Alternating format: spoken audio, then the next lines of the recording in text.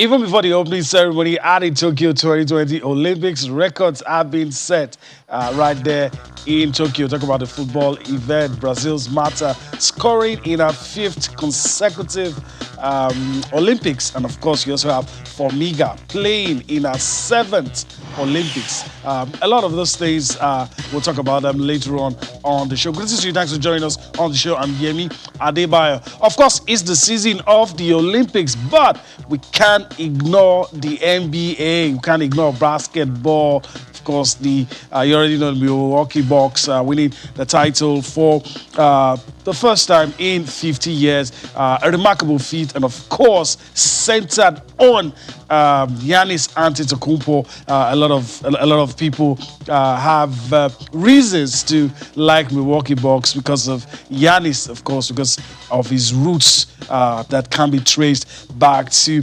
Nigeria. Okay, we're gonna have a robust discussion on the NBA on the show tonight. Of course, friend of the house, Kari Ahmed, joins us all the way from the United States. Great to see you, Kari. Thanks for joining us on the show tonight.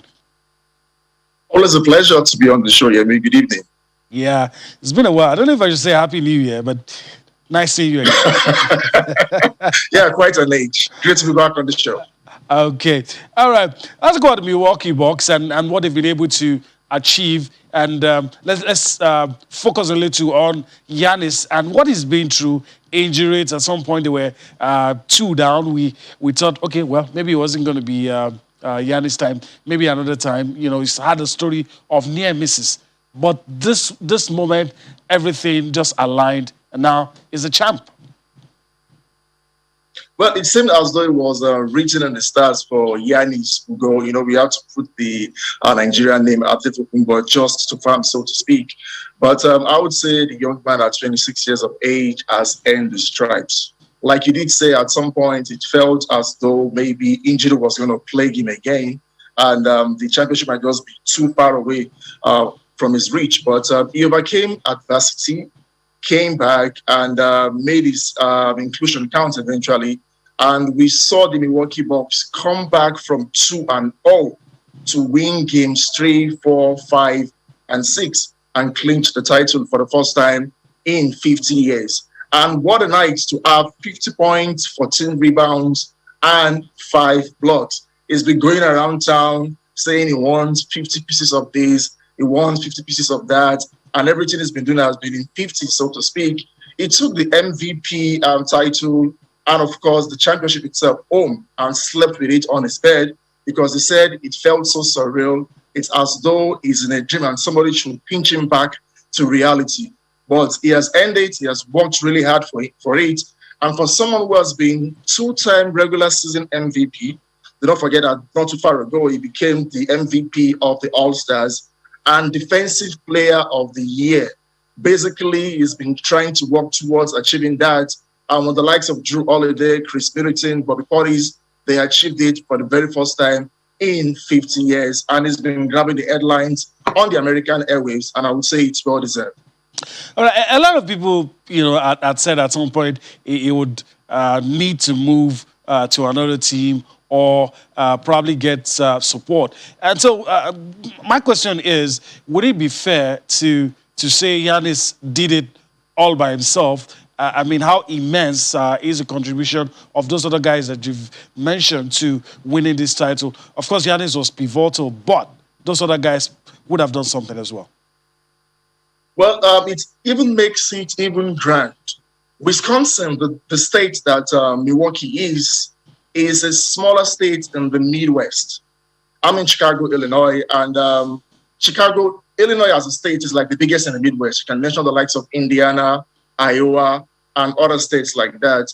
And for an individual to emerge from a small state, he didn't say at some point that he wanted to move to a bigger team where his chances of winning the championship would be more realistic. He stayed with them. They built the team around him. And Coach Mike Budenholzer saw that this guy has got a lot of potentials. And the team being built around him, they brought support. The likes of Drew Holiday and, of course, PJ Tucker, who moved in mid-season from the Houston Rockets, and Chris Middleton. The two of them have been likened to Batman and Robin. And the support I got from other players, even our own Jordan Nwora, and of course the likes of Bobby Portis, not forgetting Brook Lopez, and of course Connaughton, says a lot about the fact that belief is something, but consistency and tenacity can get you to achieving your dreams, provided that you stay the course and you do not lose focus. So, and Giannis Antetokounmpo is a prime example of the fact that you can be with a team, get the support that you need, anchor the team around you, and lead them to success, just like you did yesterday. All right, I want us to listen to Giannis, but I want a quick response on this one. I have to hit my words. I'm one of the few guys who've said players like Giannis need to have other all-star MVPs in their team before they can get the ring, but he's proved me wrong. He's been able to do almost single-handedly. But do you think we're still going to have situations like this where one player who's been told to leave will carry 90% of the load and see his team win? Because things like that is going out of fashion. Do you think we're still going to see more of that? Well, we could have seen it with the Phoenix Suns. Don't forget that last season, CP3, talking about Chris Paul, was with the Oklahoma City Thunder. He moved over to Phoenix Suns last season, just this season, and the team was built around him.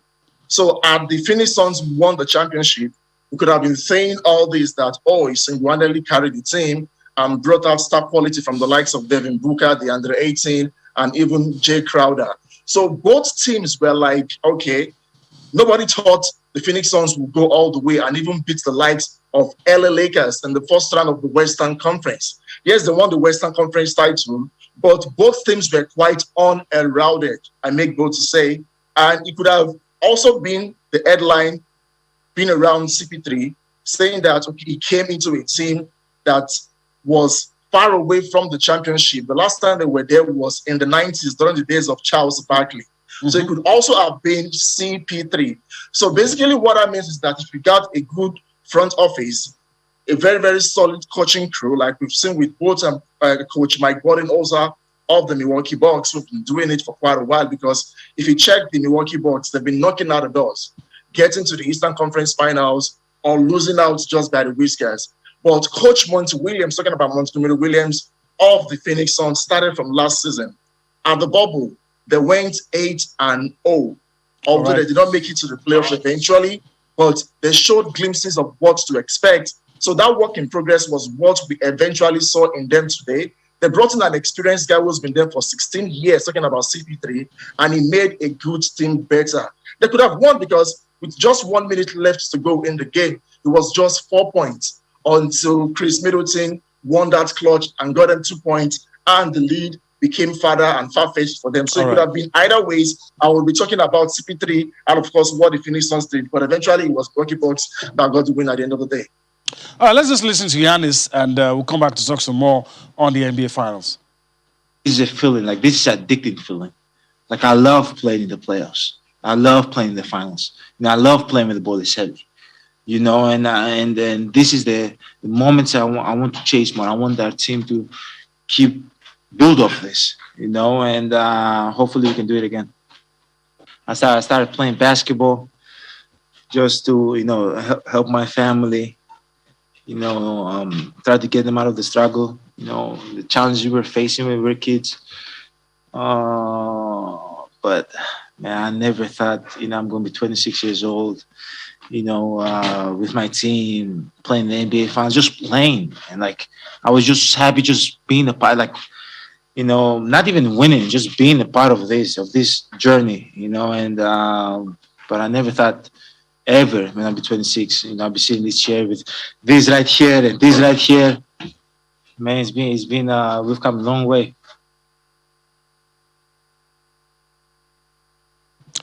All right. So, what a beautiful story from Giannis right there.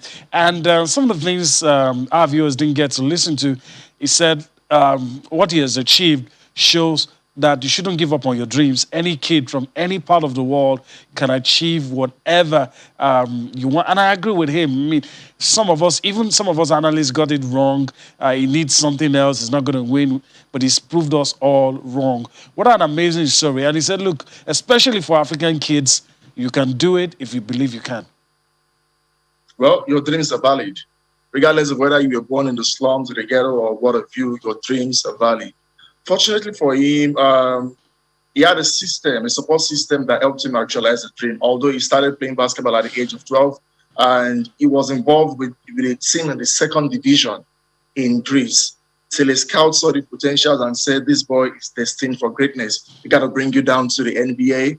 And he came to the NBA, and he was this shy little kid who just said, "My name is Giannis Antetokounmpo. I want to play in the NBA." And he saw the opportunities. He grabbed it with both hands. He stayed the course.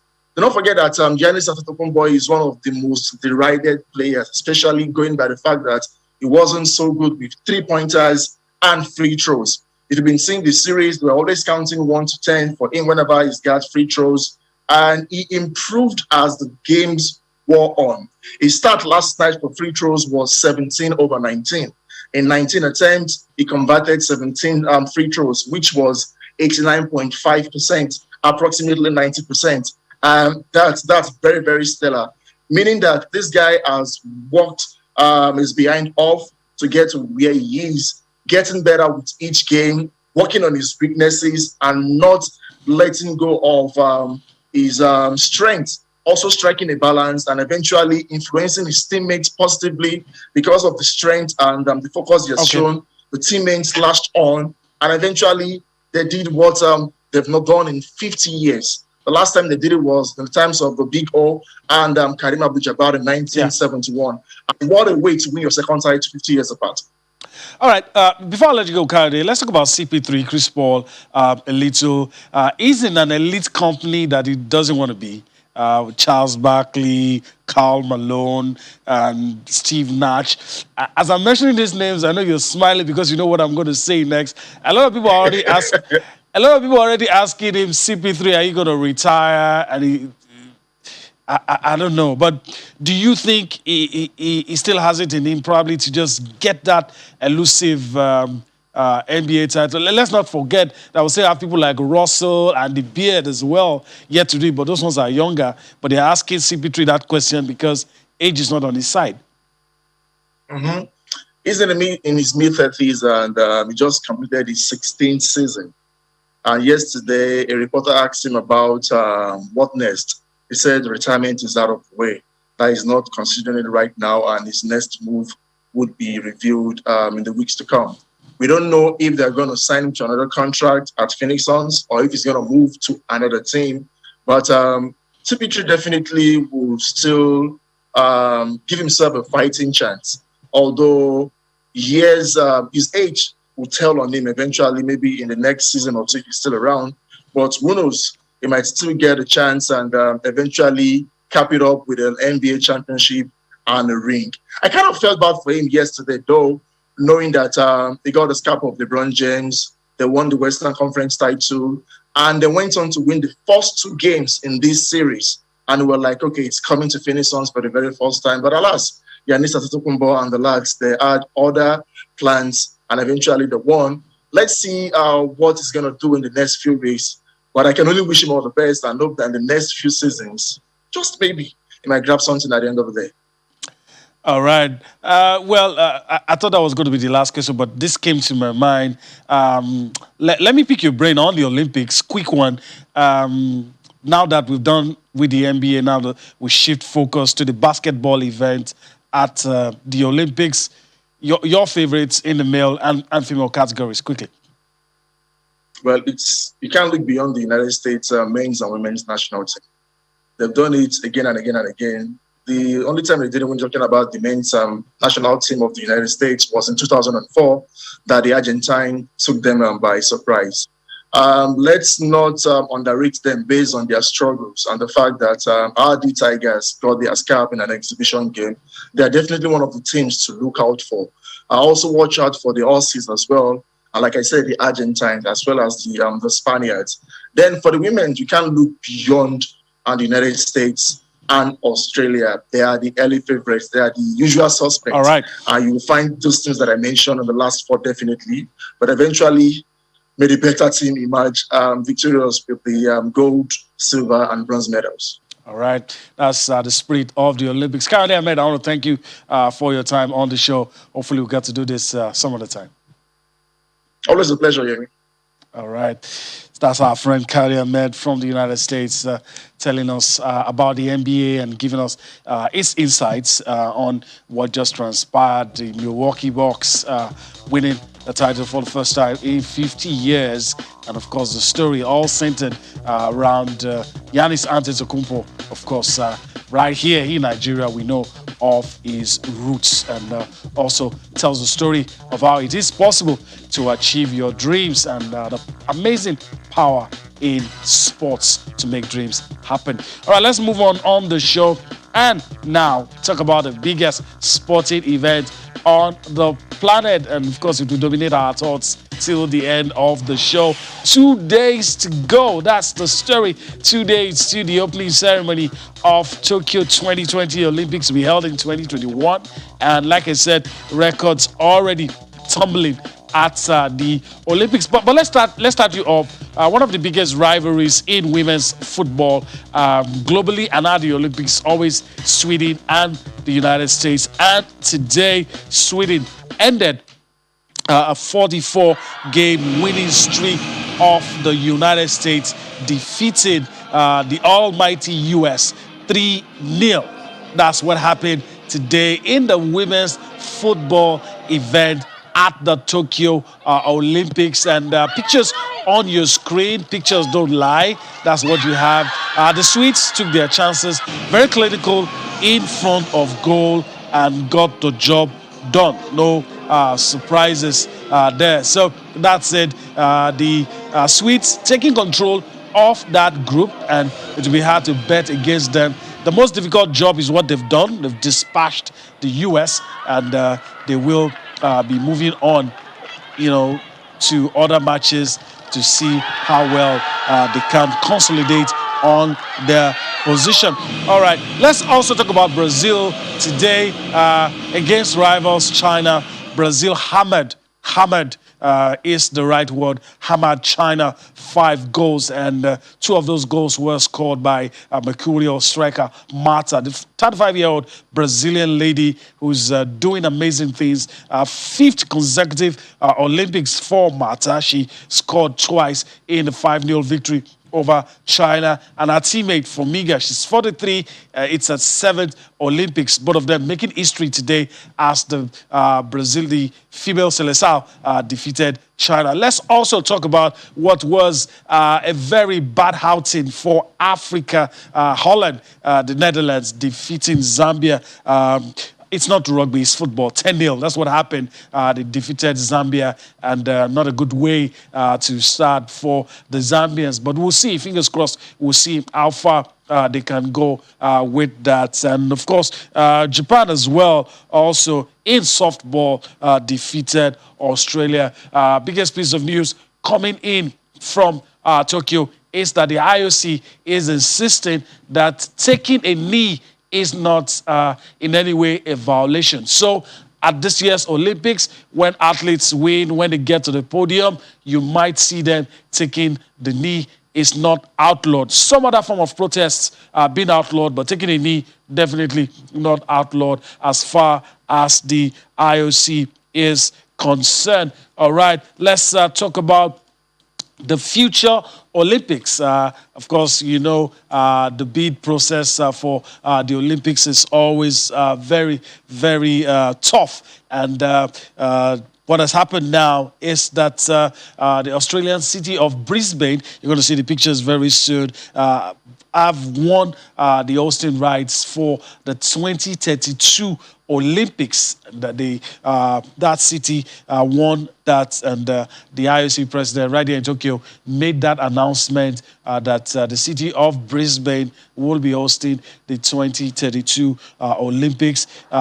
Brisbane thus becomes the 3rd Australian city to get the games. Of course, you remember that the city of Sydney hosted in the year 2000 and Melbourne in 1956. So that's it. That's also a very good place to leave it on the abridged version of the show. Smiles on the faces of the guys from Brisbane, Australia. Very happy to be selected as the host of the 2032 Olympics. So that's how we wrap things up on the show tonight. We do hope that you've enjoyed everything we've brought to you. We're back here again tomorrow. We'll have an hour to take you around the world on an amazing journey in the world of sports. I'm Yemi Adebayo. Bye-bye now.